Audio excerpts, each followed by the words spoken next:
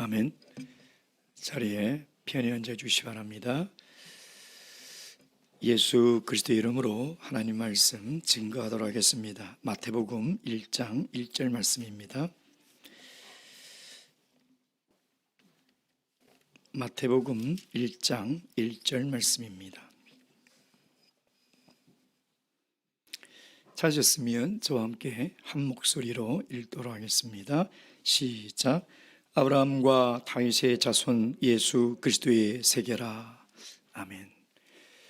요즘 목이 쉰 사람들은 유세운동을 하는 정치인들인데 제가 목이 쉬어서 오해를 받고 있습니다. 성도님들이 듣기에 불편하실까 봐 죄송하고요. 또 염려를 끼쳐드려서 죄송합니다.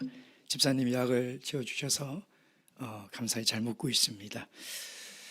하나님을 믿지 않는 어떤 사람이 하나님을 믿어보려고요, 성경을 한 권 샀습니다. 정말 성경이 하나님의 말씀인지 또 하나님을 정말 믿을 만한 분인지 한번 성경책을 읽어봐야 되겠다. 그래서 구약의 첫 장을 딱 펼쳤어요. 창세기 1장 1절에 태초에 하나님이 천지를 창조하시니라. 에이, 이런 거짓말이 어디 있어? 말도 안 되는 소리잖아. 도저히 내가 구약의 첫 구절은 믿지 못하겠다. 그럼 신약의 첫 구절은 뭐라고 이렇게 되어 있을까라고 답했더니 오늘 우리가 읽었던 아브라함과 다윗의 자손 예수 그리스도의 세계라. 그리고 낳고 산부인과도 아니고 계속 낳고. 아니, 왜 성경에 자꾸 사람을 낳는 이런 얘기만 다분하게 기록한 것인가? 에이, 못 믿겠어? 하고 성경책을 덮어버렸다 합니다. 그리고 시간이 지나 이 사람이 하나님을 믿게 되었어요. 하나님을 믿고 오랜 시간 신앙생활을 한 이후에 다시 마태복음 1장 1절을 읽게 되었는데 이 예수님의 족보를 읽으면서 많은 은혜를 받았다고 합니다. 우리는 지난 시간 마태복음의 첫 시간을 통해서 마태가 기록한 이 복음서는 구약과 신약을 연결하는 중요한 다리의 역할을 하고 있다. 그래서 이 마태복음은 구약의 세계에서 신약의 세계로 인도하는 안내자와 같다, 이런 말씀을 드렸고요. 더욱이 이 마태복음을 읽는 1차 독자인 유대인들의 충격을 완화하기 위한 완충제의 역할이다.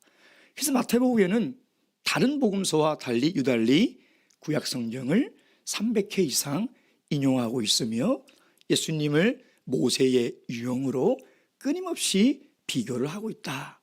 우리가 이런 말씀을 함께 나누었습니다. 그렇다면 이 마태는 예수님을 소개하기 위해서 펜을 들어 첫 번째 첫 문장을 아브라함과 다윗의 자손 예수 그리스도의 세계라라고 기록했을까요? 이런 편지를 적어본 적이 있습니까? 아니면 글을 적어본 적이 있습니까? 저는 늘 설교 원고를 작성할 때마다요, 제일 힘든 시간이 언제냐면 첫 글을 어떻게 시작할까? 어떻게 시작을 할까? 이게 굉장히 오랜 시간이 걸립니다. 근데 한번 딱 영감이 나서 풀어지기 시작하면 그 다음부터는 줄줄줄 나와요. 그러니까 처음 어떤 말로 내가 글을 시작할까, 첫 문장을 무엇을 기록할까는 사실 저자가 가장 깊이 고민하는 것 중에 하나입니다. 아마 글을 적어보신 분은 다 경험을 하셨을 거예요. 그렇다면 마태는 왜 펜을 들어 첫 문장을 이렇게 기록을 하고 있을까요? 또한 1차 독자인 유대인들은 이 구절을 보고 어떤 감정을 가지고 있었을까요? 여러분 다시 한번 읽어보세요. 아브라함과 다윗의 자손 예수 그리스도의 세계라. 어떤 감정이 드십니까? 솔직히 아무런 감정이 안 들죠. 당연한 겁니다. 우리는 유대민족과 다른 민족이고 그 나라 역사를 우리는 알 수가 없기 때문인 것이죠. 그 마태가 기록했을 때 이 1차 독자인 유대인들은 도대체 어떤 감정을 느꼈을까요? 여러분, 그것을 우리가 잘 알아야 돼요. 성경은 처음에 우리가 알아야 될 게 뭐냐면 1차 독자들에게 어떤 의도와 목적으로 기록했으며 그들은 어떻게 이 말씀을 이해했는가를 우리가 바르게 알아야 2차 독자인 오늘 이 시대를 살아가는 우리 모든 그리스도인들에게 바르게 적용될 수 있는 거예요. 왜냐하면 하나님은 마태를 통하여 성령의 감동하심으로 첫 번째 독자에게 주시는 말씀이 있기 때문인 것이죠. 그렇다면 우리가 그들이 느꼈을 감정, 그들이 깨달았을 하나님의 말씀의 진리가 무엇인지를 알기 위해서는 먼저 이걸 알아야 됩니다. 첫 번째, 신구약, 중간기를 알아야 돼요. 여러분, 구약의 마지막 책인 말라기가 끝나고 한 페이지만 딱 넘기면 바로 마태복음 1장이죠. 근데 그 사이에 400년이라는 시간이 흘러갑니다.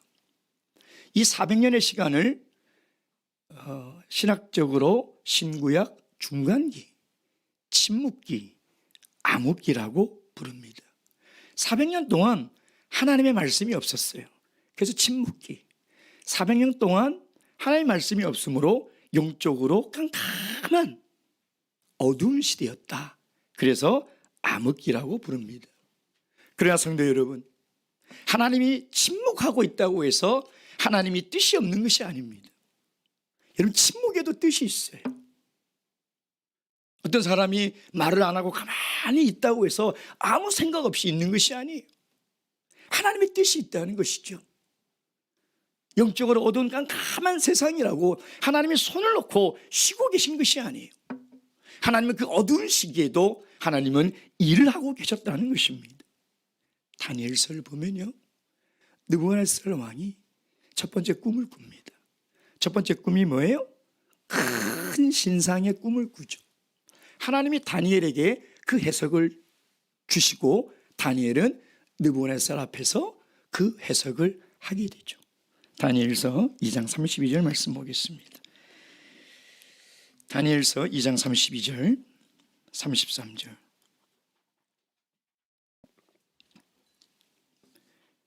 제가 읽겠습니다.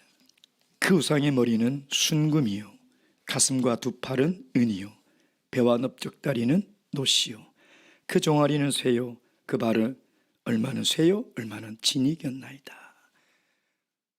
우리가 아는 대로 금머리는 어느 나라를 얘기하는 거죠? 바벨론. 그리고 은가슴 두 팔은요, 메데바사, 페르시아를 얘기하는 것이죠. 그리고 세 번째 놋배와 넓적다리는요, 헬라, 그리스를 얘기하고 있죠. 그래서 말라기 끝과 마태복음 사이에 400년 동안 이 제국들이 일어나서 흥망성쇠의 역사를 이뤄가고 있다는 것이에요.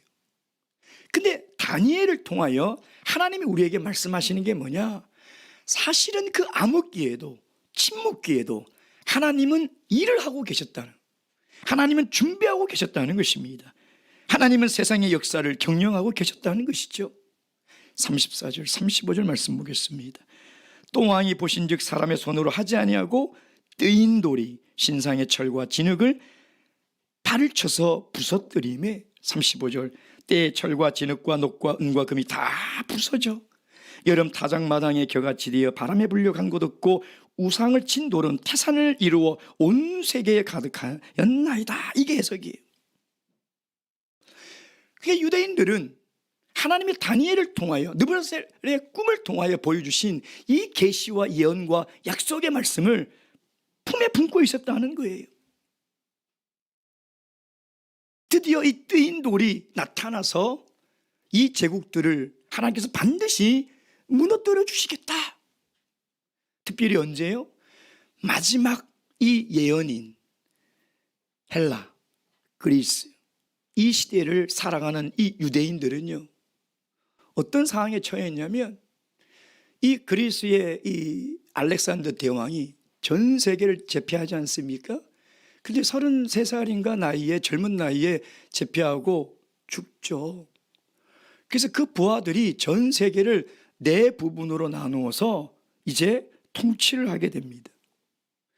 이집트와 지중해를 끼고 있는 이쪽을 프톨레미 라는 부하가 이 왕조를 이루어서 통치를 하고요. 그리고 지금의 시리아, 이 이스라엘의 위에 있는 이 지역을 셀루쿠스라는 이 왕조가 통치를 합니다.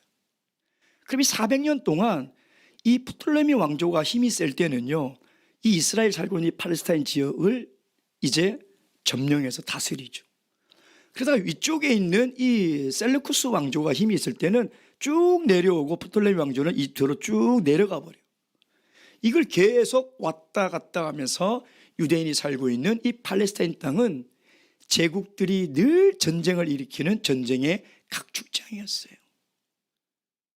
그 끊임없는 전쟁이 그곳에서 일어나고 있었다는 것이죠. 그러니 그곳에 살고 있는 유대인들이 이 첫 구절인 아브라함과 다윗의 자손 예수 그리스도의 세계라라는 말이 얼마나 큰 기대와 간절한 소망으로 느껴졌겠냐 이 말이에요.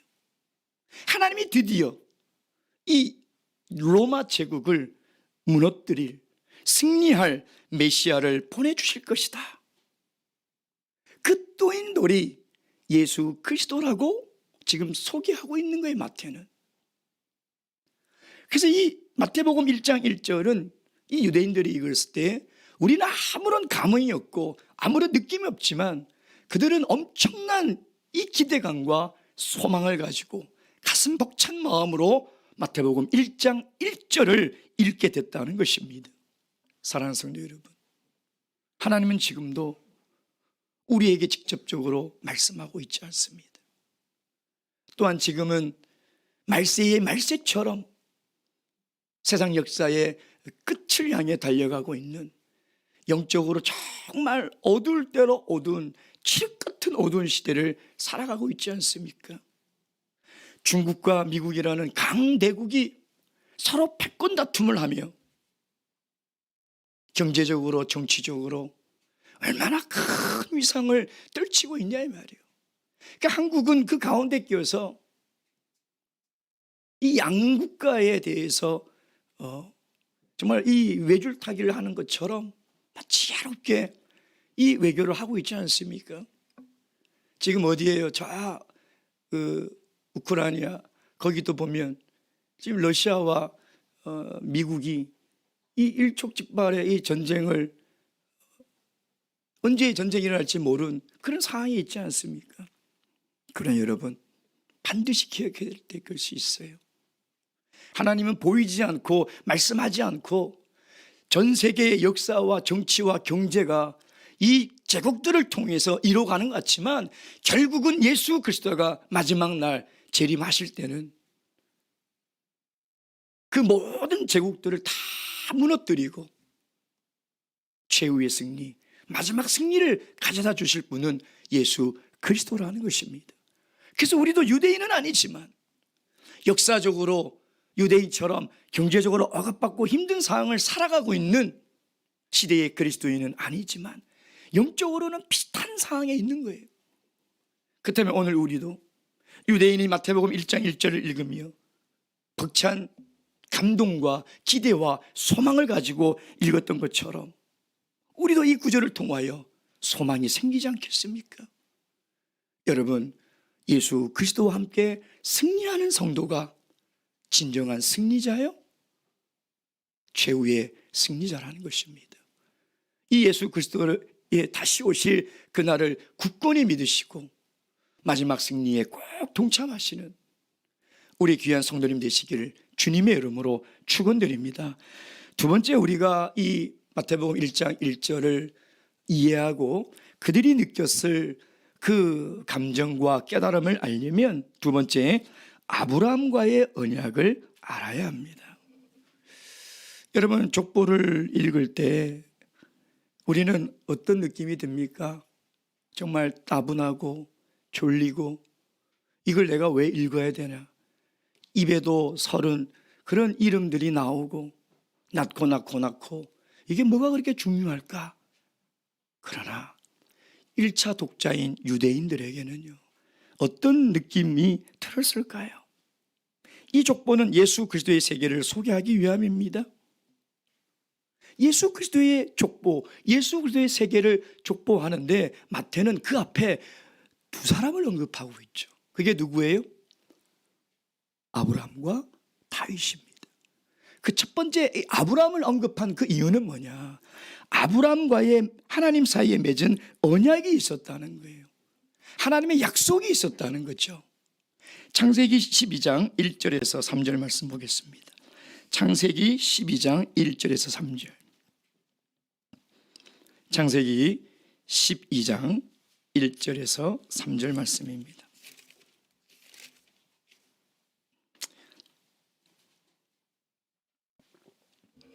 찾으셨으면 다 함께 읽겠습니다. 1절에서 3절 시작. 여호와께서 아브라함에게 이르시되 너는 너의 본토 친척 아비집을 떠나 내가 내게 지시할 땅으로 가라. 내가 너로 큰 민족을 이루고 내게 복을 주어 내 이름을 창대케 하리니 너는 복의 근원이 될지라. 너를 축복하는 자에게는 내가 복을 내리고 너를 저주하는 자에게는 내가 저주하리니 땅의 모든 족속이 너를 인하여 복을 얻을 것이라 하신지라. 아멘. 여러분, 유대인들은 하나님이 아브라함에게, 이 민족의 조상인 아브라함에게 하신 축복, 이 맺은 언약을 얼마나 간절히 기억하며 이 약속이 이루어지기를 기대하고 있었을까요? 여러분, 이 말씀을 읽으면 어떤 생각이 듭니까?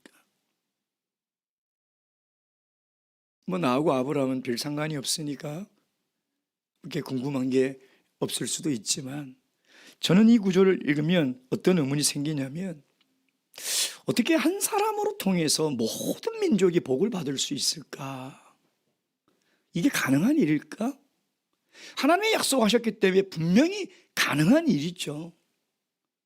여러분, 이런 의문을 가져본 적이 없습니까?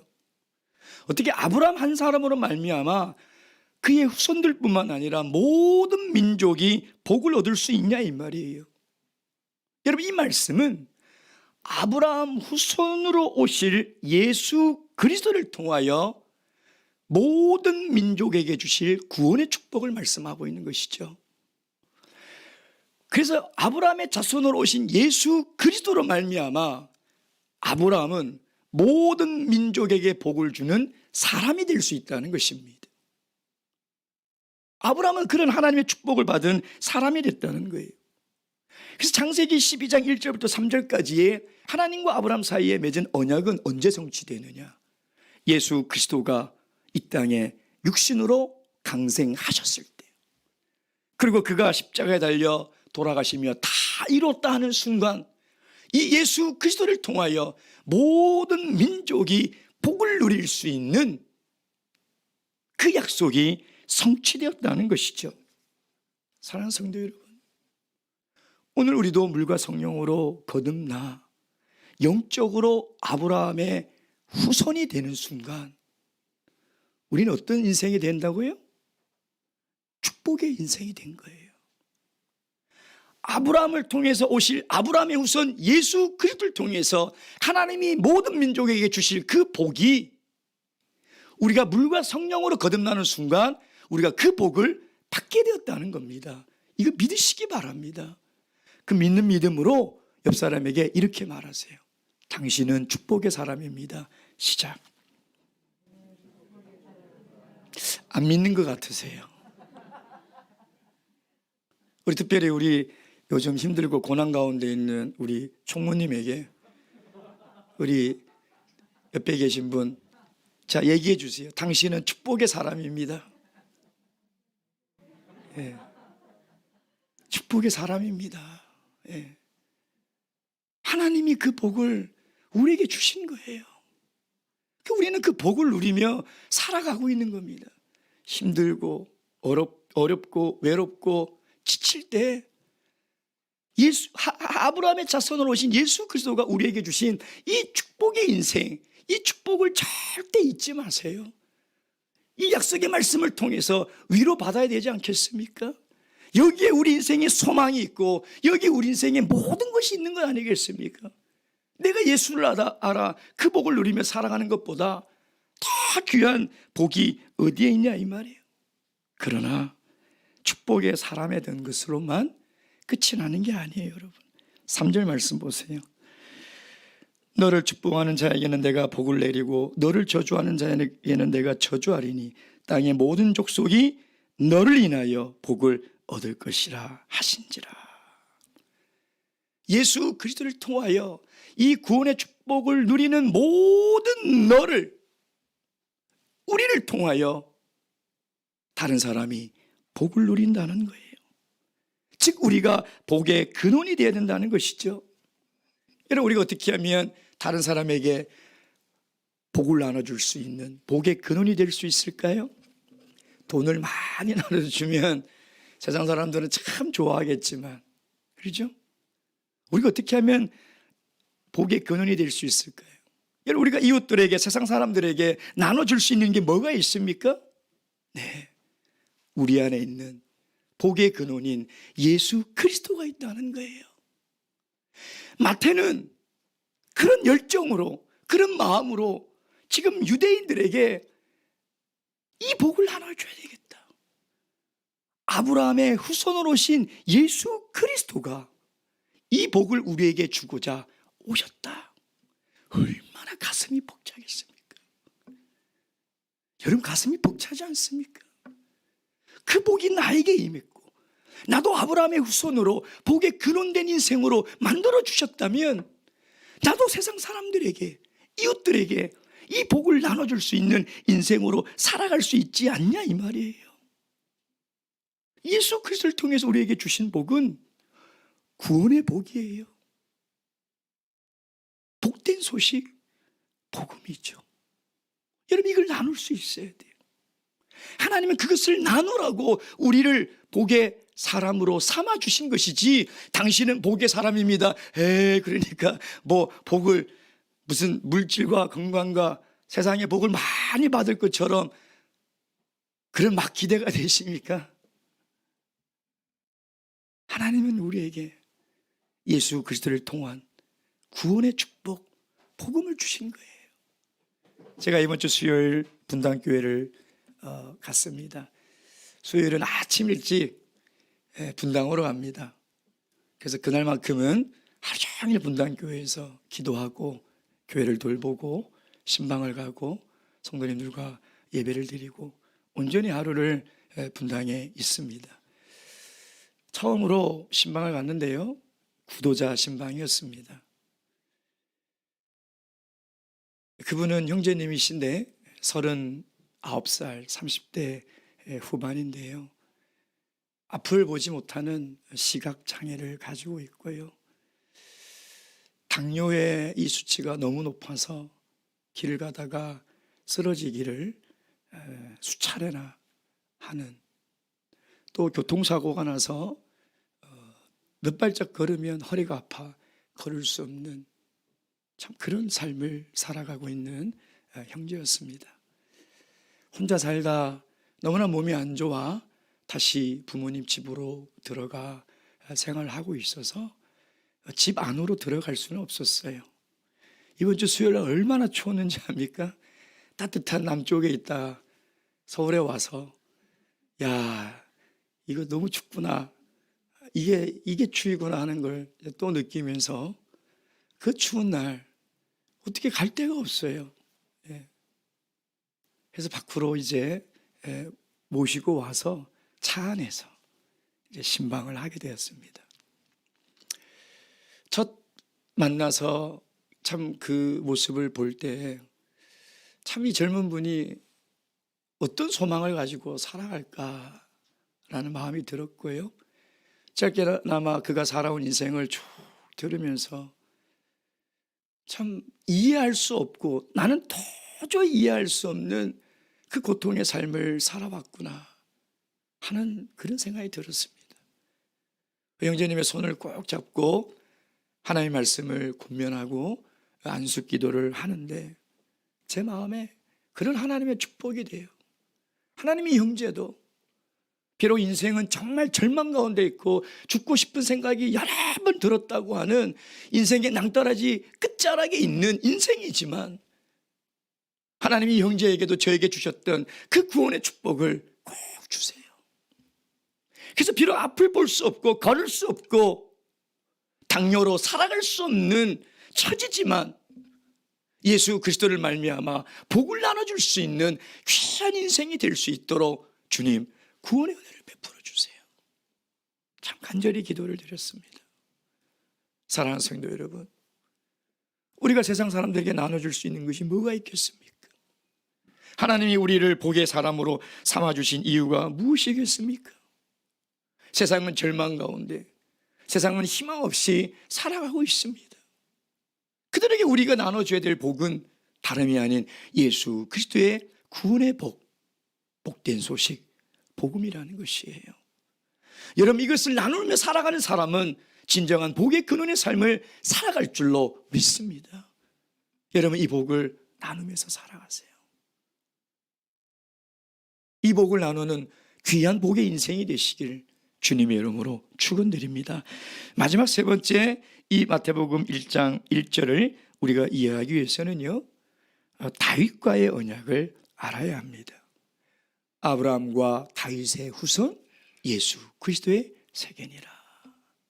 그들은 이것을 읽었을 때 다윗이라는 딱 이 두 단어를 본 순간요, 어마어마한 감동이 밀려옵니다. 우리는 아무렇지도 않지만요, 유대인들은 가슴이 터져나갈 것 같은 거예요. 사무엘하 7장 말씀 보겠습니다. 사무엘하 7장 11절부터 13절까지입니다.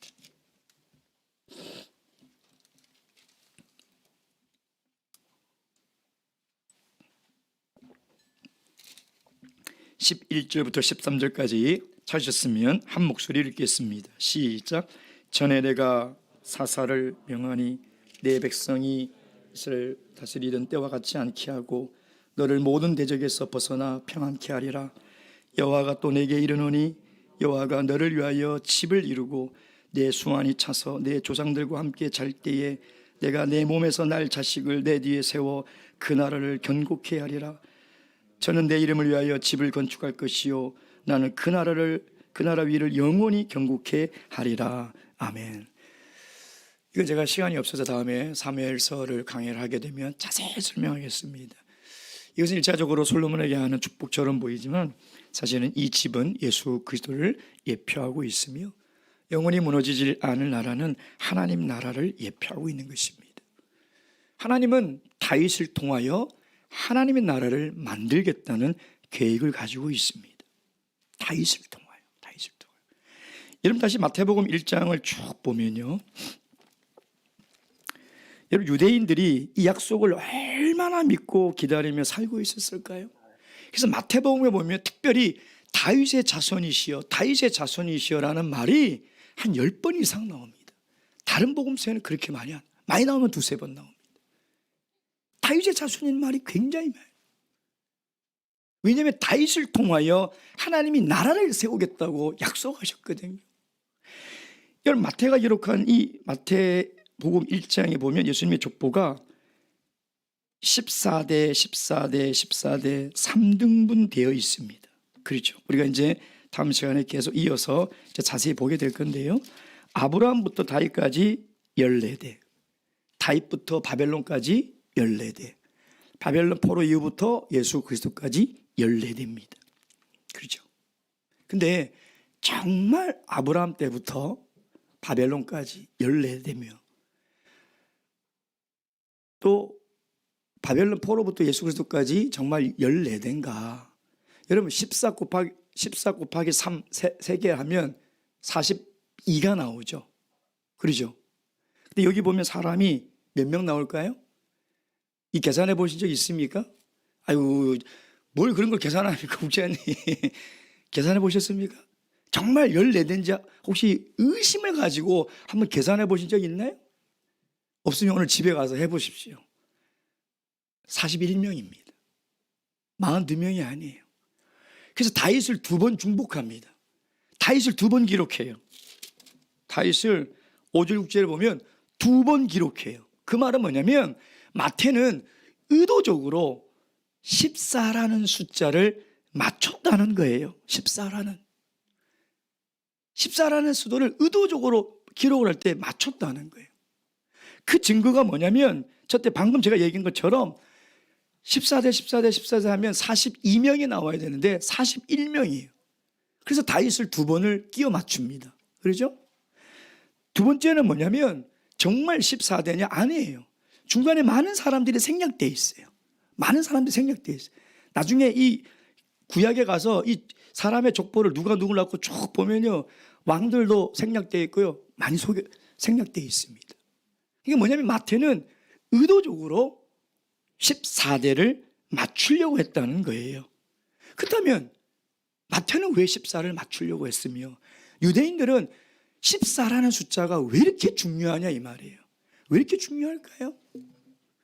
히브리어는 이 알파벳이 22개인데요. 뭐 ABC처럼 첫 글자마다 숫자가 다 있어요. 다. 그래서 다윗이라는 히브리어가 다비드라고도 하고 다위드라고도 읽혀집니다. 그러니까 이 다윗이라는 히브리어 글자를 숫자로 대치를 하면 어떻게 되냐면 4, 6, 4가 돼요. 그러면 뭐가 되죠? 14가 되죠. 이게 유대인들이 즐겨 쓰는 게마트리아 용법이라는 용법이에요. 이런 걸 자주 즐겨 써요. 그래서 어떤 문헌이 발견되는데 기독교인들의 뭐 47의 여자가 그러니까 이름 대신 숫자로 그들은 기록하고 해석을 하는 용법을 가지고 있다는 것입니다. 그러니까 14는 뭐냐면 다윗의 이름이에요. 다윗의 이름.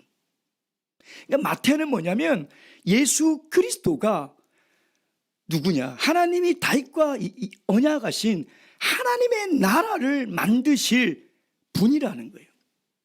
여러분, 사실 자세히 보면 예수 그리스도께 다윗의 피가 한 방울이라도 섞였어요? 안 섞였어요? 안 섞였습니다. 이 족보를 가만히 보세요. 누구 낳고 누구 낳고 마지막에 뭐예요? 누구를 통해서 낳았다 그래요? 남자를 통해서 낳았다는데 마지막에는 뭐예요? 마리아를 통해서, 여자를 통해서 나왔다고 기록하고 있어요. 요셉과 결혼하지도 않은 동정녀 마리아를 통해서. 그러니까 마태가 이야기하고 싶은 것은 혈통으로 다윗의 후손으로 왔다는 것을 우리에게 이야기하고 있는 것이 아니에요. 다윗의 계보를 빌어서 하나님의 약속을 이루기 위해서 예수 그리스도가 이 땅에 태어났다.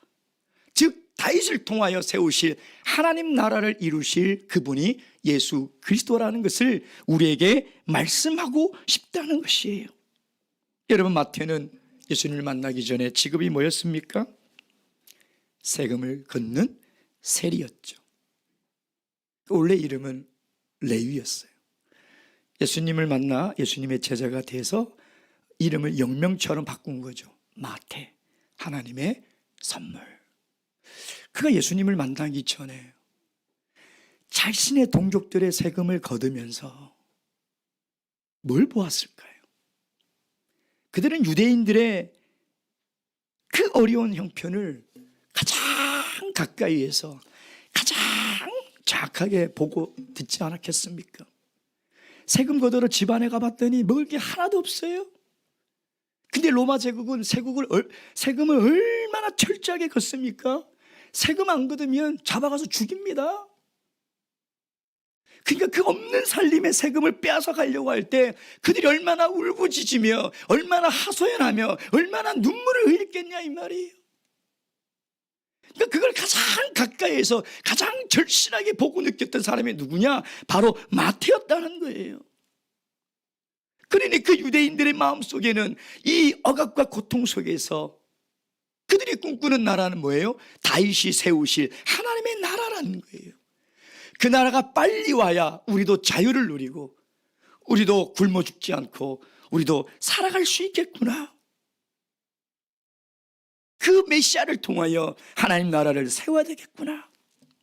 여러분, 정치적 경제적 고통스러운 삶을 살아가는 유대인들이 그 유대인들의 삶을 마태가 보면서 무슨 생각을 했을까요?